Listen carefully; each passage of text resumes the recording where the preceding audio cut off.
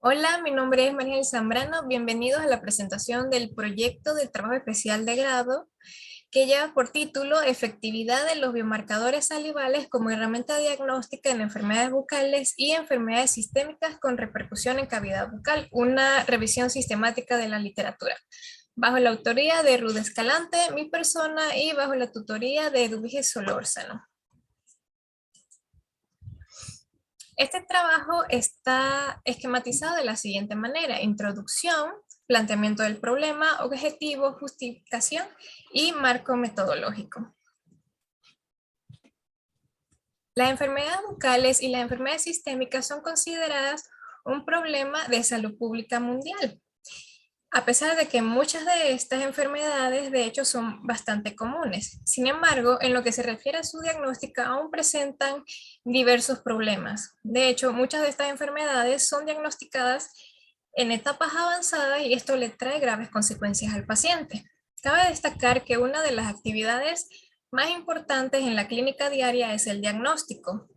Y actualmente existen nuevos métodos y nuevas alternativas diagnósticas basados en el uso de biomarcadores, que no son más que una amplia variedad de moléculas que nos pueden aportar información del estado fisiológico del cuerpo, y así podemos brindarle al paciente mejores alternativas, además de un método más económico y seguro.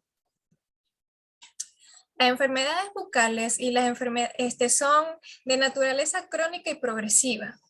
Y estas generalmente son prevalentes a lo largo de la vida, afectando a las personas y afectando a la población en general. De hecho, muchas de ellas comparten factores de riesgo con otras enfermedades importantes no transmisibles, convirtiéndose en un problema de salud general, como lo explica Pérez y colaboradores.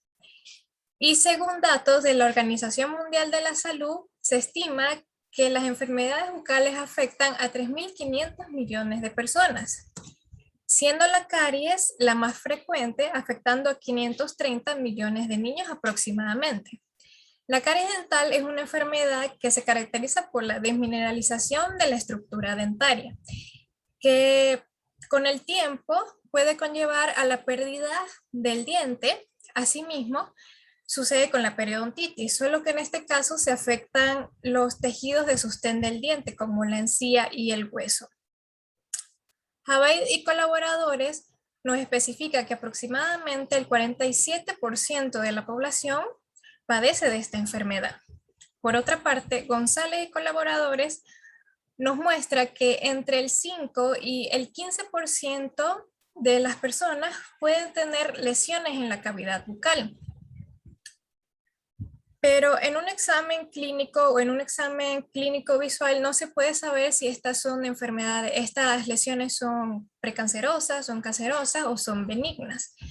Sin embargo, se sabe que el cáncer bucal es el sexto cáncer más frecuente en el mundo y es el carcinoma oral de células escamosas el que constituye el 90% de los casos de cánceres orales.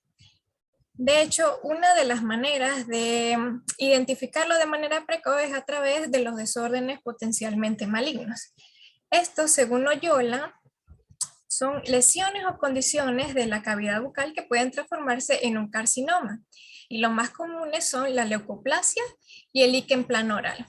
Este último puede producirse por traumatismo mecánico constante ocasionado por actividades parafuncionales. Y un ejemplo perfecto de estas actividades es el bruxismo, que, como nos lo explica Cruz y colaboradores en su estudio, afecta en un 15% a niños y en un 40% a adultos. Por otra parte, tenemos a las enfermedades sistémicas, que según Andrade, muchas de estas enfermedades presentan características propias que hacen que presenten manifestaciones en cavidad bucal, como es el caso del lupus eritematoso sistémico, que se caracteriza por presentar daño a nivel celular, específicamente al metabolismo celular del tejido conectivo. Y este afecta entre 20 y 150 personas por cada 100.000 habitantes. Otra enfermedad también poco común es el síndrome de Sjögren, el cual afecta solo al 1% de la población, pero este ataque es al tejido glandular, específicamente a las glándulas salivales y a las glándulas lagrimales, trayendo como consecuencia a nivel bucal serostomía, caries y periodontitis. Todas estas enfermedades las podemos diagnosticar a través de distintos métodos. Por ejemplo, la caries, la periodontitis y el bruxismo generalmente se realizan diagnósticos a nivel de examen clínico y examen visual junto con el radiográfico. Pero estos métodos no son realmente concluyentes y tienen que tener limitaciones en su aplicación clínica, como lo es errores en la medición de los parámetros establecidos por parte del odontólogo. También existen otros métodos diagnósticos mucho más invasivos, como lo son los estudios histopatológicos. Más específicamente en este tipo de enfermedades son las biopsias de tejidos y las muestras de sangre, que en conjunto con el examen clínico se utilizan para diagnosticar enfermedades más complejas como cáncer, desórdenes potencialmente malignos, el líquen planoral, y para el síndrome de Sjögren también existen otros métodos complementarios como la cialografía, la cialometría y la gammagrafía. Sin embargo, todos estos métodos realmente lo que aportan es más incomodidad a algo que ya es bastante doloroso para el paciente, una experiencia ya desagradable. Y muchas veces no solo son métodos diagnósticos costosos, sino que además no son concluyentes.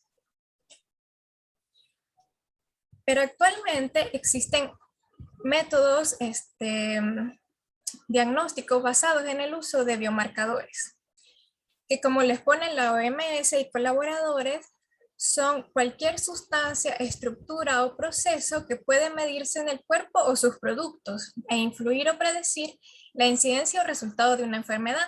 Estos biomarcadores están presentes en diversas variedades como material genético, ADN y ARN, microorganismos, lípidos, proteínas, anticuerpos y entre otros. Y lo podemos conseguir en fluidos corporales como la orina, el líquido cefalorraquídeo y la sangre.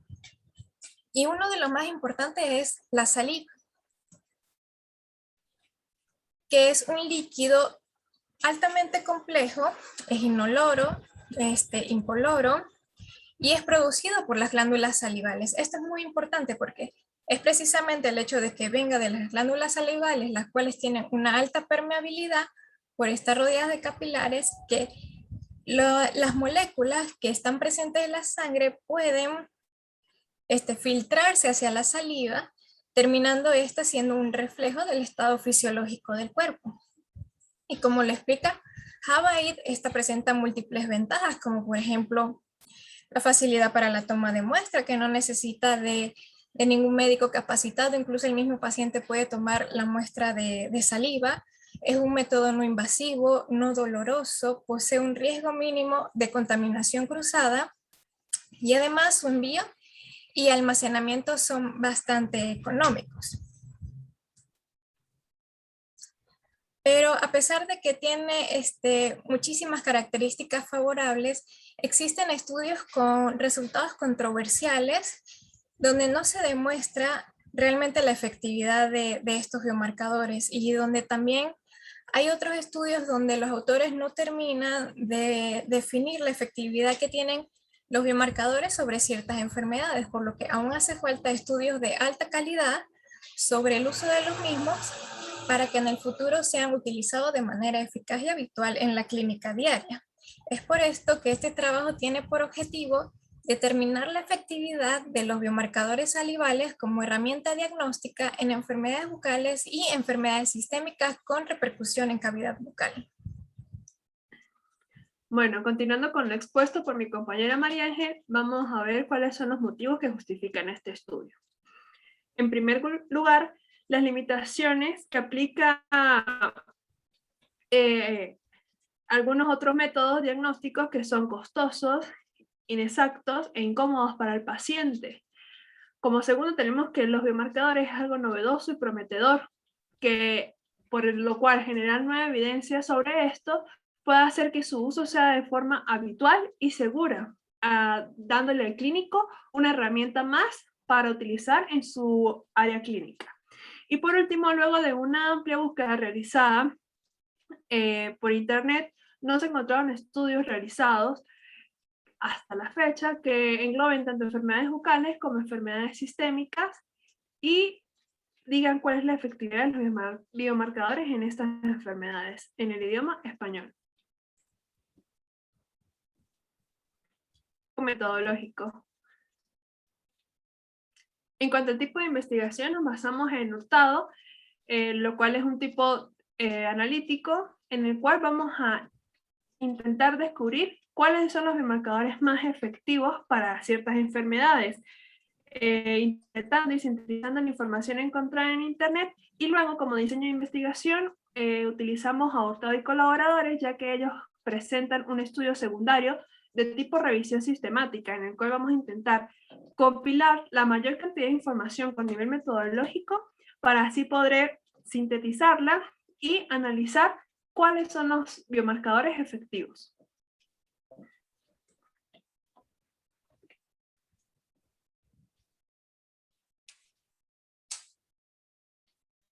Para las estrategias de búsqueda se realizó en dos fases. La primera fase se utilizaron descriptores general como biomarcadores, saliva, y se utilizó el operador lógico AND para poder juntar biomarcadores y saliva, biomarcadores salivales y diagnóstico, tanto en el idioma inglés como español. Luego se realizó una segunda fase, ya que en la primera logramos identificar cuáles eran las enfermedades que utilizaban los biomarcadores como una herramienta diagnóstica. Entonces utilizábamos la palabra biomarcadores salivales, el operador lógico AND y caries, un ejemplo. Biomarcadores salivales y periodontitis. Y así sucesivamente en español y en inglés. Cuanto a las fuentes de información, se utilizó como base de datos Medline Plus y ScienceDirect, y como motor de búsqueda se utilizó Google Académico y PubMed. También utilizamos la biblioteca Cochrane, la biblioteca virtual de la salud, y se lograron conseguir artículos de investigación publicados en revistas, los cuales estaban contenidos principalmente en 5 editoriales, como es Springer, Elsevier, Wiley, MDPI e Indawi.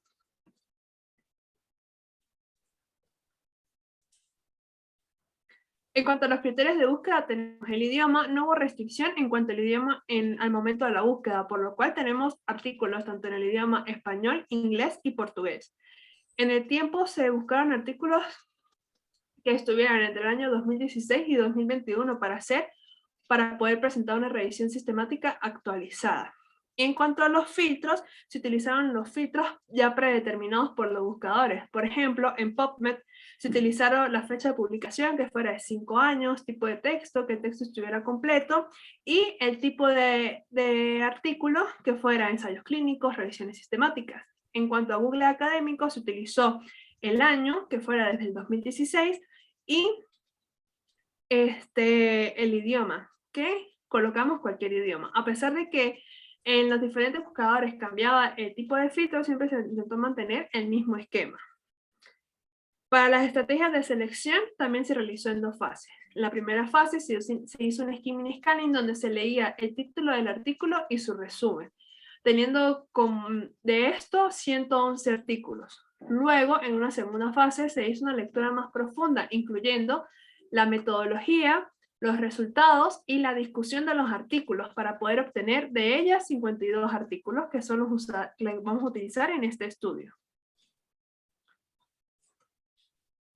En esta tabla podemos observar los artículos ya clasificados, de los cuales tenemos el cáncer bucal, 2 estudios, de los desórdenes potencialmente malignos 1, de la periodontitis 10, de las caries 5, del bruxismo 1, líquen planoral 6, lupus 1 y síndrome de Sjögren 2. Los artículos de complemento teórico fueron aquellos artículos que también tenían nivel metodológico y lo usamos para bases teóricas y la realización del planteamiento de este problema. En eso se basan los 52 artículos que vamos a utilizar para realizar este estudio.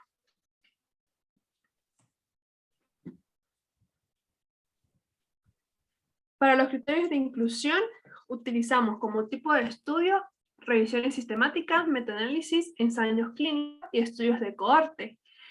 Estudios que fueran realizados en personas que cumplieran con el tiempo estipulado en el cual nos íbamos a guiar para revisar este estudio y que tuvieran al leer su metodología fuera clara y concluente.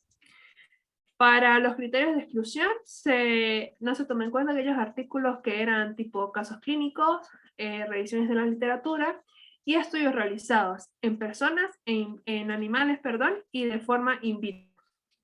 Para la estrategia de análisis, todos los estudios seleccionados fueron organizados en Excel, formando así una mini base de datos, la cual está organizada por motor de búsqueda, por enfermedad y por el descriptor utilizado. Luego de todo esto, los artículos fueron descargados y subidos a la nube, incluyendo este formato, para así las dos investigadoras irlo actualizando y que no repitiéramos estudios en la búsqueda. Luego los artículos fueron descargados y organizados por carpetas y números guías para así poder realizar luego una lectura y poder sacar el proyecto que estamos presentando. Esperamos que haya sido de su agrado y bueno, muchas gracias por su atención.